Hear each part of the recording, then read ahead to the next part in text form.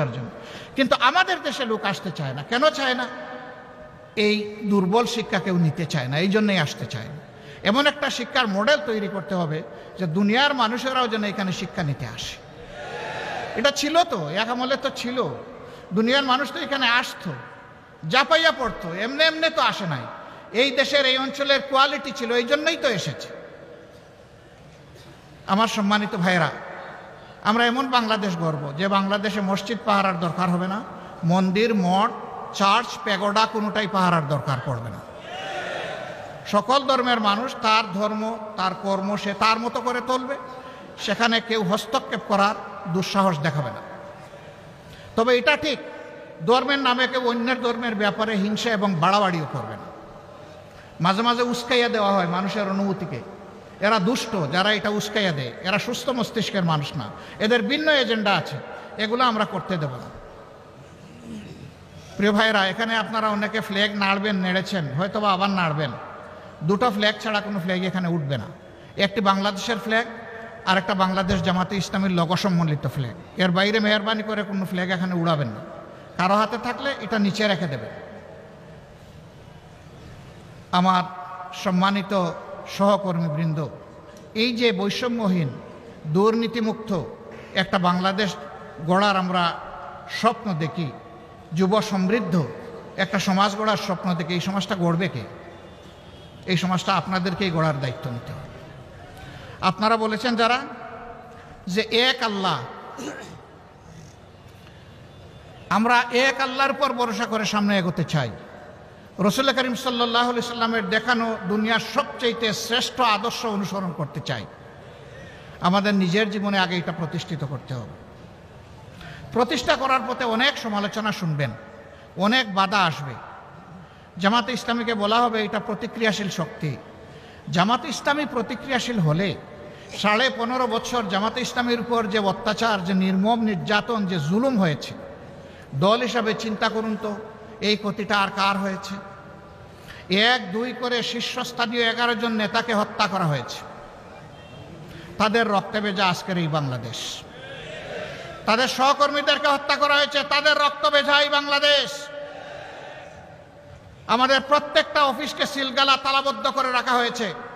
একটা মুহূর্তের জন্য আমাদেরকে ঢুকতে দেওয়া হয়নি, এটা অন্য কারোর জন্য হয়নি। আমাদের নিবন্ধন সংগঠনের কেড়ে নেওয়া হয়েছে, এটা কারো হয়নি। শেষ মুহূর্তে দিশাহারা হয়ে আমাদেরকে নিষিদ্ধ ঘোষণা করা হয়েছে, এইটাও কারো হয়নি।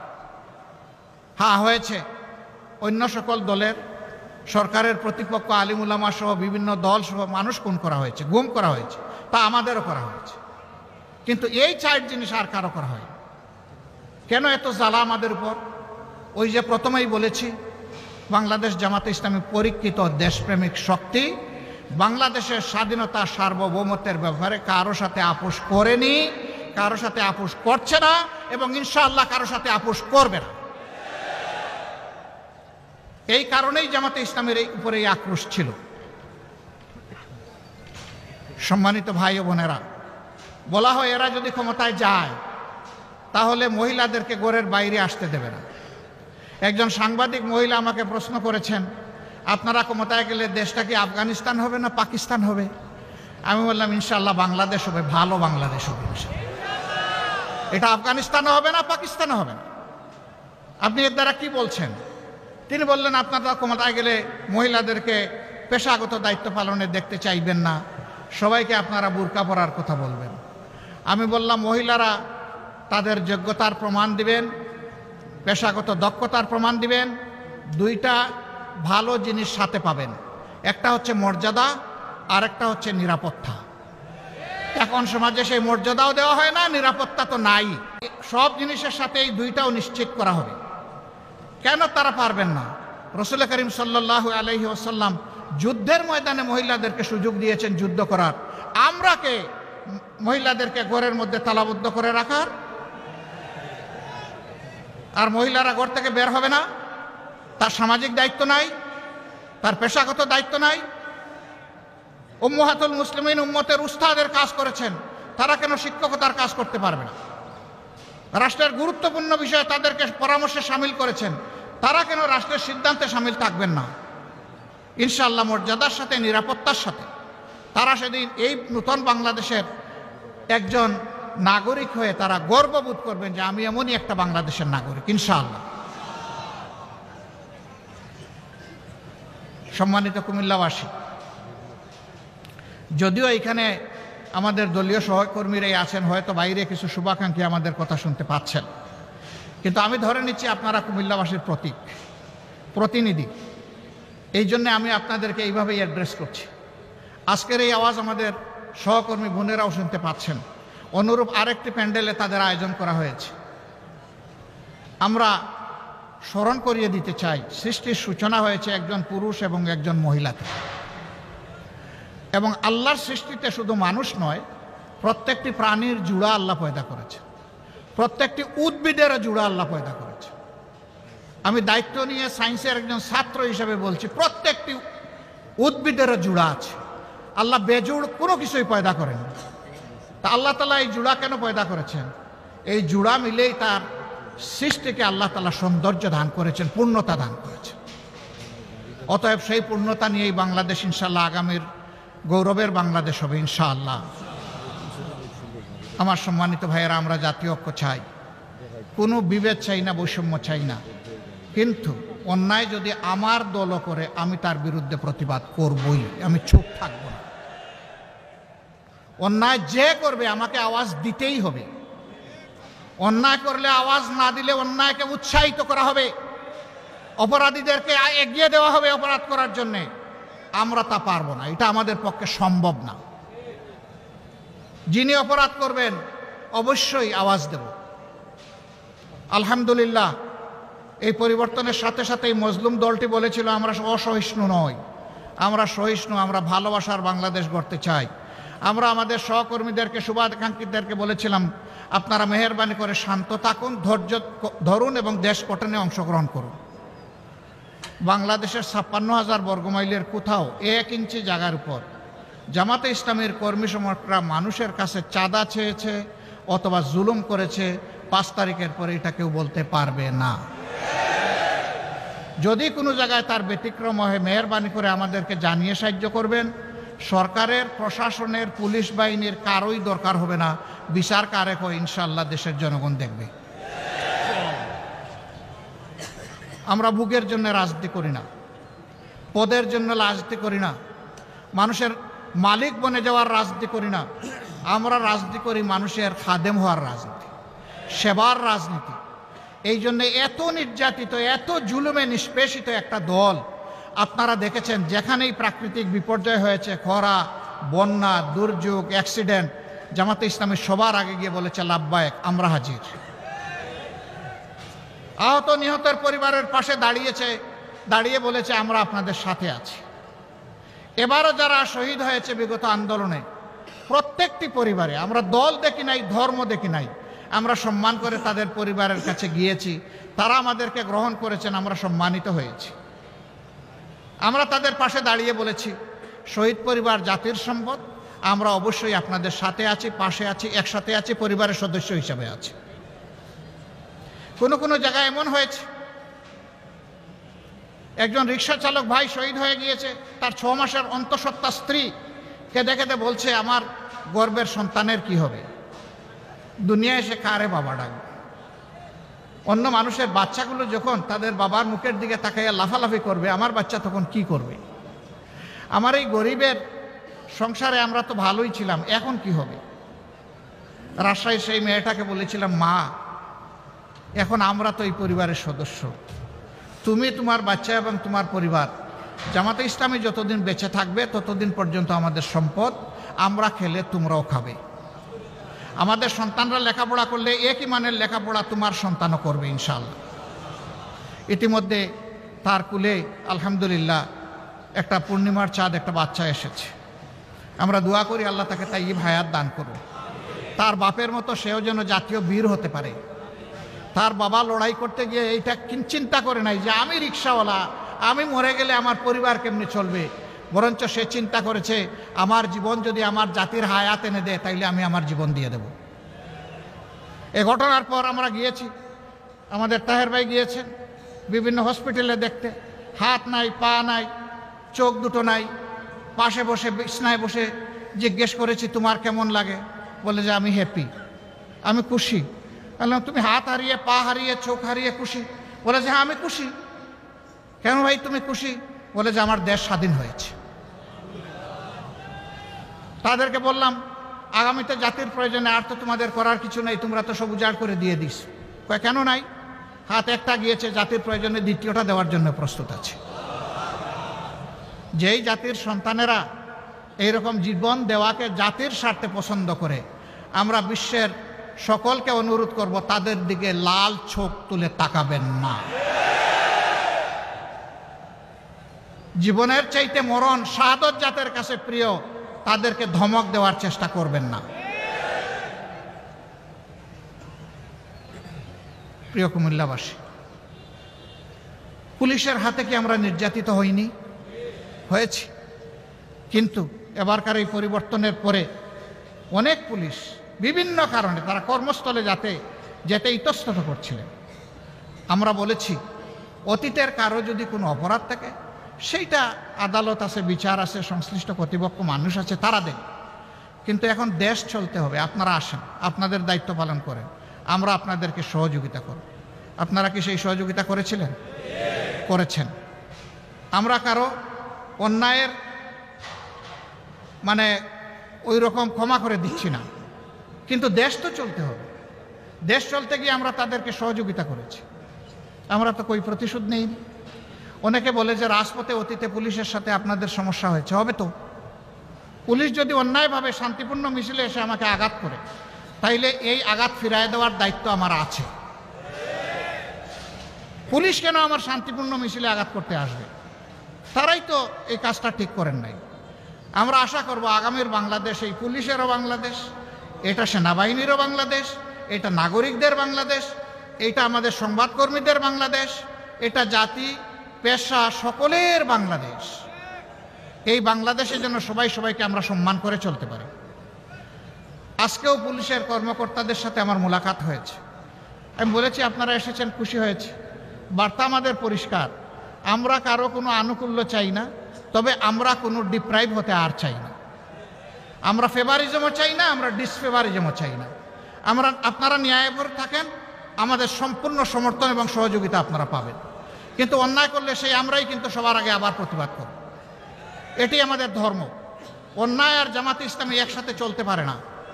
এর মানে আমি এটা বলছি না যে আমাদের কোনো ভুল হয় না, আমরা কোনো অন্যায় করি না, না তা আমি বলবো না। আমরা মানুষ, আমাদের ভুল অবশ্যই হয়। সেই ভুল আপনি ধরিয়ে দেন, আমরা কথা দিচ্ছি এটা সংশোধন করব ইনশাআল্লাহ। আমি যদি অপরাধ করি আমাকে বিচারের কাঠগড়ায় দাঁড় করান, আমি কথা দিচ্ছি সেই বিচারকে আমি সম্মান দেখাবো ইনশাআল্লাহ। কিন্তু আমি অপরাধ করি নাই, জোর করে আমাকে অপরাধী বানাবেন, তা জামাতে ইসলামী অতীতেও মানে নাই, আগামীতেও মানবে না। বহু চেষ্টা করা হয়েছে নেতৃবৃন্দকে মাথা নত করানোর।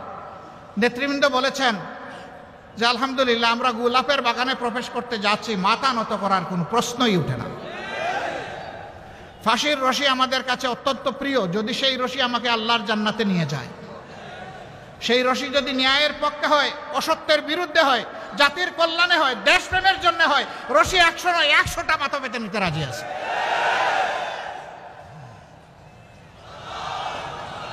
সম্মানিত ভাই ও বোনেরা, আমি মিডিয়ার ভাইদের প্রতি দুটি অনুরোধ জানাতে চাই। মিডিয়াকে বলা হয় জাতির দর্পণ, আর মিডিয়ার সাথে যারা কাজ করেন কর্মকর্তা এবং সাংবাদিক বন্ধুগণ, তাদেরকে বলা হয় জাতির বিবেক। মানুষ বলে যে দুনিয়ায় একটা আদালত সবচেয়ে ভালো আদালত, এটার নাম বিবেকের আদালত। কথাটা সঠিক কিনা? বিবেক আল্লাহর দান। অন্য অবুঝ প্রাণী আর মানুষের মধ্যে একটা কারণেই তফাৎ, যে ওই প্রাণীগুলোকে আল্লাহ বিবেকের নিয়ামত দেন নাই যেটা আল্লাহ মানব জাতিকে দিয়েছেন। সুবহানাল্লাহ। সুতরাং আমার বিবেক যেদিন কাজ করবে না, সেদিন ওই প্রাণী আর আমার মাঝে আর কোনো তফাৎ থাকবে না। সেটা সাংবাদিকই হোক আর আমিই হোক, যেই হই, ওই মানুষ হিসাবে তিনি আর পরিচিত হবেন না। আমরা জানি 15.5 বছর, এমনকি এর আগের 2 বছরও স্ক্রিপ্ট ধরে দেওয়া হতো আপনারা কি পড়বেন আর কি লিখবেন। এখন সেটি নেই। আপনারা কুলা চোখে দেখবেন আর কুলা মনে ভাববেন। আপনার বিবেক দিয়ে আপনি সাজাবেন, আবেগ দিয়ে নয়। অতীতের কোনো বদ্ধমূল ধারণা দিয়ে নয়, বরঞ্চ বর্তমানের বাস্তবতা দিয়ে আপনারা আপনাদের নিউজগুলোকে সাজাবেন। আলহামদুলিল্লাহ আপনারা অনেকেই সাজাচ্ছেন।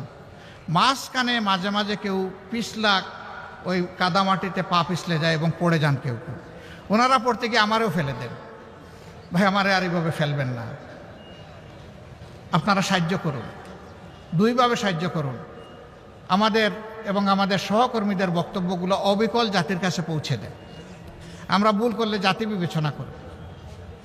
আবার যদি আপনার কাছে আমাদের কোনো ভুল ধরা পড়ে আপনি আমাদেরকে বলুন, গঠনমূলক সমালোচনা করুন, অবশ্যই করবেন। কেন করবেন?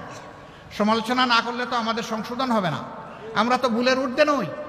আমরা সমালোচনার জন্য আপনাদেরকে আহ্বান জানাচ্ছি, উৎসাহিত করব, অভিনন্দন জানাব যখন গঠনমূলক সমালোচনা আপনাদের কাছ থেকে আসবে, যেটা জাতির কল্যাণে লাগবে, সেই সমালোচনাটা আপনারা করবেন। আরেকটা অনুরোধ জানাবো, আপনাদের দায়িত্ব হচ্ছে 4 ডাইমেনশনাল ভিশন, অর্থাৎ চতুর্দিক থেকে দেখতে হবে, সামনা পেছন 2 সাইড। আপনারা চতুর্দিকে চোখ ঘুরাইয়া দেখবেন, আপনারা একদিক থেকে দেখবেন না। চতুর্দিক থেকে যখন দেখবেন পুরো বিষয়টা আপনাদের কাছে স্পষ্ট হয়ে যাবে। তখন কালো না সাদা সেইটাও বুঝে ফেলবেন। স্বয়ং আমিও যদি কালো হই আমাকেও ছাড় দেবেন না। কালোকে অবশ্যই ধরতে হবে, কালোকে সাদা বানাতে হবে, অথবা কালোকে এই জমিন থেকে, এই সমাজ থেকে তাড়াতে হবে। কালোর জায়গায় এই জমিনে হবে না। এই কালো মানে আমার মতো গায়ের রং যাদের কালো, আমি তাদের কথা বলছি না। এই কালো মানে চরিত্রের কালো, চিন্তার কালো। এই কালো চরিত্র এবং চিন্তার কালো যাদের থাকবে, এদের কোনো জায়গা আমরা বাংলাদেশে দিব না ইনশাআল্লাহ। এই ব্যাপারে সবচেয়ে ভালো দায়িত্ব পালন করতে পারবেন সাংবাদিক বন্ধুগণ। এই জন্য আগেও বলছি, এখনও বলবো যে আসুন আমরা সাদাকে সাদা বলি, কালোকে কালো বলি। এই ব্যাপারে আপনারা পিছপা হবেন না, সে যেই হোক, কোনো অসুবিধা নেই। আপনারা জাতির চতুর্থ স্তম্ভ, এই স্তম্ভটা মজবুত হলে জাতি মজবুত হবে ইনশাআল্লাহ। আমরা সেই ঐক্যের, সাম্যের এবং বৈষম্যবিহীন বাংলাদেশের জন্য সকলের সহযোগিতা চাই। আমার সহকর্মীরা, আপনারা সবাইকে এরকম একটা বাংলাদেশ চান? শিওর? হাত তুলেন তো দেখি সবাই। বুঝে শুনে উঠিয়েছেন? হ্যাঁ, হাত নামান। যদি এইরকম একটা বাংলাদেশ চেয়ে থাকেন, মনে রাখবেন আপনাদের ত্যাগ শেষ হয়ে যায়নি, আরও বহু ত্যাগ আপনাদেরকে স্বীকার করতে হবে। আপনারা সেই ত্যাগের জন্য প্রস্তুত আছেন? প্রস্তুত থাকুন। আমি আপনাদের দুর্বল ভাই হিসেবে আমি আপনাদের সাথে প্রস্তুত আছি আলহামদুলিল্লাহ। সম্মানিত ভাইয়েরা, আমাকে ডাক্তার সৈয়দ আব্দুল্লাহ মোহাম্মদ তাহের সাহেব বলেছেন, প্রধান উপদেষ্টার পাশে দেখে মানুষ মনে মনে ভাবে উনিও বোধহয় খুব শক্তিশালী মানুষ। আমি আসলে খুবই দুর্বল মানুষ। আমি অনেককে শক্ত করে কুচা দিয়ে কথা বলতে পারি না বলে অনেকে আবার গাল বেজার করে যে উনি আরও ধারালো চৌকস কথা বলে না কেন। আমি পারি না, যে আমাকে ক্ষমা করে দেবেন। কথা যেভাবে আমার মা বাবা আমাকে শিখিয়েছেন, যে শিক্ষা আমি আমার উস্তাদদের কাছে পেয়েছি, যে শিক্ষা আমার সমাজ আমাকে দিয়েছে, কথা তো আমাকে সেভাবেই বলতে হবে।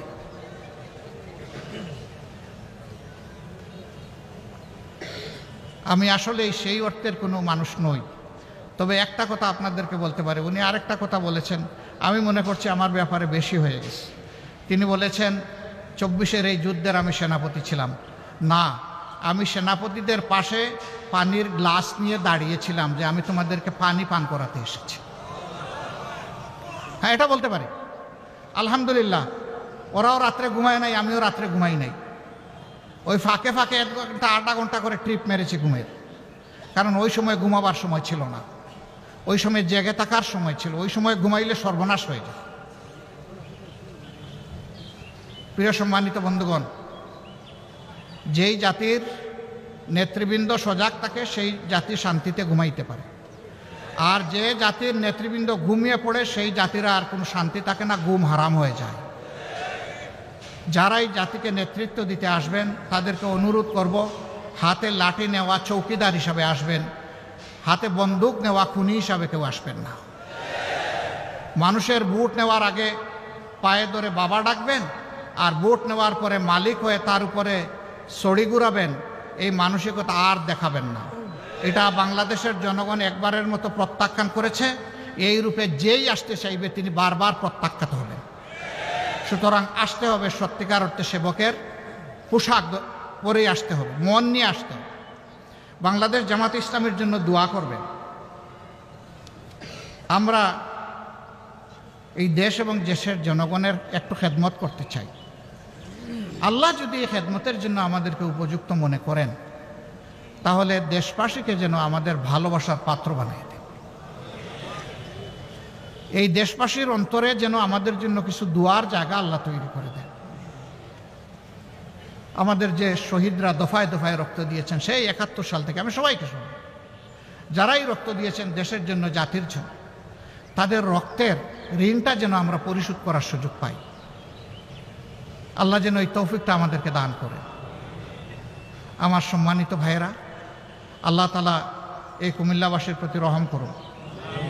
তাদের দুইটা ন্যায্য দাবি থেকে কুমিল্লাবাসীকে দূরে রাখা হয়েছে, বঞ্চিত করা হয়েছে। তাদের দাবি অবিলম্বে বাস্তবায়িত হোক, আমরা দোয়া করি। আরও যে দাবিগুলো সঙ্গত দাবি আছে অন্যান্যদের মতো, সারা দেশের মতো, সেই দাবিগুলোও তাদের বাস্তবায়ন, ওটাও দোয়া করি। আমরা সমতার, ন্যায্যতার, ভালোবাসার, অহিংস একটা বাংলাদেশ গঠনের দিকে এগিয়ে যাই। আল্লাহ আমাদেরকে সাহায্য করুন। আসসালামু আলাইকুম ওয়া রাহমাতুল্লাহ। আল্লাহ হাফিজ। বাংলাদেশ জিন্দাবাদ। বাংলাদেশ জামাতে ইসলামী জিন্দাবাদ।